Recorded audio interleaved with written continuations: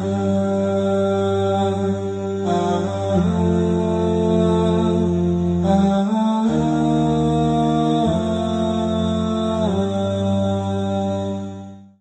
اللہ الرحمن الرحیم۔ جب پچھلی مجالس میں ہم نے یہ طے کر لیا کہ قرآن پاک کی حیثیت مذہب، دین اور اسلام کی دنیا میں میزان، فرقان، برہان اور مہیمن ہے، اور یہ انسانیت کو دین کی دنیا میں رہنمائی کرتا ہے، تو ایک قدم آج ہم آگے بڑھتے ہیں کہ قرآن پاک کے مخاطبین کون ہیں جی۔ تو ذہن میں رہے جی، قرآن پاک کے مخاطبین انسان ہیں، جانور نہیں ہیں جی، کیونکہ قرآن پاک ہدایت کے لیے آیا ہے، اور انسانیت کو اور انسانیت کے ایک ایک فرد کو ہدایت کی ضرورت ہے، جانوروں کو نہیں۔ اس لیے آج تک جو ہم نے اپنے ماضی میں یا پچھلے سالوں میں اپنے بزرگوں کو دیکھا کہ قرآن پاک کے ساتھ جو وہ کر رہے تھے وہ غلط تھا۔ مثلا کسی گاؤں دیہات یا شہر میں کوئی آدمی ایک آٹے کا پیڑا لے کر مولوی صاحب کے پاس جاتا تھا اور کہتا تھا مولوی صاحب ذرا دم کر دیں کیونکہ دودھ نہیں بھینس دے رہی، یا چارہ تھوڑا سا لے جاتا تھا اور کہتا ذرا دم کر دیں۔ تو یقین فرمائیے یہ قرآن پاک انسانوں کے لیے آیا ہے، جانوروں کے لیے نہیں آیا۔ اور اگر کوئی بندہ حقیقت پسند ہو تو ضرور غور کرے گا اور قائل ہوگا کہ آج کی دنیا میں لوگ اس طرح مساجد میں نہیں جاتے، علماء کے پاس یا مولوی صاحبان کے پاس نہیں جاتے کہ دم کریں۔ کیوں؟ اس وقت غربت بہت زیادہ تھی۔ آج لوگوں کے پاس وسائل، ذرائع اور اسباب آ گئے ہیں، دودھ کیسے بڑھتا ہے؟ مثلا آج مختلف ناموں کے ساتھ ونڈا آ گیا ہے، مثلا آسٹریلین ونڈا، تو لوگوں کو پتہ ہے کہ یہ ونڈا جب ہم استعمال کرتے ہیں تو دودھ بڑھ جاتا ہے۔ بلکہ آج تو انجیکشن آ چکے ہیں کہ اگر بھینس کی نہ بھی مرضی ہو تو وہ انجیکشن لگاتے ہیں، دودھ وہ سارا نکال دیتے ہیں، اگرچہ اس جانور اس بھینس کے ساتھ بڑا ظلم اور زیادتی ہے اور وہ بیمار ہو جاتی ہے اور آنے والی زندگی میں مر جاتی ہے۔ بہرحال یہ تو ضمن باعثیں تھی کہ قرآن پاک انسانوں کے لیے ہے، جانوروں کے لیے نہیں آیا۔ اس کے بعد جو انسانیت کے لیے بھی آیا قرآن پاک، ہدایت کے لیے، رہنمائی کے لیے، دین کی دنیا میں ہماری رہنمائی کرتا ہے، تو وہ صرف زندہ انسانوں کے لیے ہے، فوت شدگان کے لیے نہیں ہے۔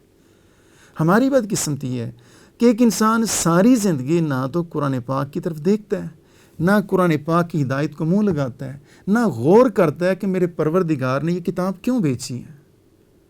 لیکن جب وہ فوت ہو جاتا ہے تو سارے اعزاء اقارب اس کے لیے قرآن پاک کے ساتھ منسلک ہو جاتے ہیں، حالانکہ یہ قرآن پاک زندہ لوگوں کے لیے ہے۔ جو زندہ لوگ ہیں ان کے کوئی اقارب یا رشتہ دار فوت ہو چکے ہیں، اس دنیا سے رخصت ہو گئے ہیں، تو اگر یہ پیچھے زندہ جو آدمی اپنے والدین یا رشتہ دار یا اعزاء اقارب کی کوئی اعانت کر سکتے ہیں، مدد، تو ان کو دو کام کرنے چاہیے۔ ایک، ان کے لیے دعا مانگنی چاہیے کہ یا اللہ ہمارے والدین کو معاف فرما دیجئے، میری گھر والی کو معاف فرما دیجئے جو فوت ہو گئی ہے۔ عورت کہتی ہے میرا خامن فوت ہو گیا، یا اللہ ان کو معاف فرما دیجئے۔ اولاد کے لیے، اولاد والدین کے لیے۔ اور یہی وہ عمل ہے کہ جب ہم نماز کے اختتامی مراحل کی طرف جاتے ہیں تو ہمیں دعا سکھائی گئی ہے۔ یہ وہی دعا ہے جو ابراہیم علیہ السلام نے دعا مانگی۔ اس میں نہ صرف ہم اپنے والدین کے لیے بخشش کی دعائیں مانگتے ہیں، بلکہ تمام ایمان والے مردوں اور عورتوں کے لیے ہم دعا مانگتے ہیں۔ دوسرا کام، اپنے جو فوت ہو گئے ہمارے اعزاء اقارب، رشتہ دار مسلمان، ان کی طرف سے مالی صدقہ اور تصدق کرنا چاہیے۔ اور زیادہ بہتر یہ ہے کہ اس میت کے قریبی جو رشتہ دار ہیں، محارم ہیں یا غیر محارم ہیں، بہرحال جتنے بھی قریبی رشتہ دار ہیں ان پر خرچ کرنا چاہیے۔ اس سے تو ایک تو صلہ رحمی بھی ہوگی اور دوسرا اجر و ثواب بھی زیادہ ہوگا۔ تو جو پیچھے زندہ رہ گئے ہیں، اگر وہ دیکھتے ہیں کہ ہمارے والدین سے، ہماری اعزاء اقارب سے، ہمارے رشتہ داروں سے قرآن پاک کے اعتبار سے غلطی، کوتاہی ہو چکی ہے، انہوں نے اپنی عملی زندگی میں قرآن پاک کو اہمیت نہیں دی، ان تعلیمات پر عمل پیرا نہیں ہوئے، تو ان کو چاہیے خود قرآن پڑھیں، اپنے لیے پڑھیں جو زندہ ہیں۔ جو ان سے غلطیاں کوتاہیاں ہوئی ہیں، آج جو زندہ ہیں یہ غلطیاں اور کوتاہیاں نہ کریں، بلکہ ان تعلیمات پر غور کریں اور ان پر عمل پیرا ہوں۔ اب یہ جب قرآن پاک پڑھیں گے، اس میں جو بھی تعلیمات آئیں گی، مثلا جی سچ بولنا چاہیے، جب یہ سچ بولیں گے تو ان کے والدین کو اس کا اجر اور ثواب ملے گا، اور اصل حقیقی ایصال ثواب یہ ہے جی۔ جب یہ نماز پڑھیں گے، روزہ رکھیں گے، حج کریں گے، تو چونکہ یہ کام کر رہے ہیں ان کے والدین نے ہر ان کو سمجھایا ہوگا نا کسی زمانے میں کہ ہم مسلمان ہیں، مسلمانوں کو نماز پڑھنی چاہیے، زکوٰۃ دینی چاہیے، حج کرنا چاہیے، تو گویا کہ وہ ان کا عمل ہے جو اس کے ذریعے یہ عمل کر رہے ہیں، یہ ان کو اجر و ثواب مل رہا ہے۔ تو حاصل کیا ہوا؟ یہ قرآن پاک انسانوں کے لیے ہے، جانوروں کے لیے ہے۔ دوسرا زندہ انسانوں کے لیے ہے، جو فوت ہو چکے ہیں ان کے لیے دعائیں مغفرت کرنی چاہیے، دعائیں مانگنی چاہیے، اور دعا کے لیے نہ وضو کی شرط ہے، نہ دن نہ رات، بلکہ جب بھی موقع ملے بندہ اپنے والدین اعزاء اقارب کے لیے دعا کرے۔ بہرحال یہ قرآن پاک زندہ انسانوں کے لیے ہے۔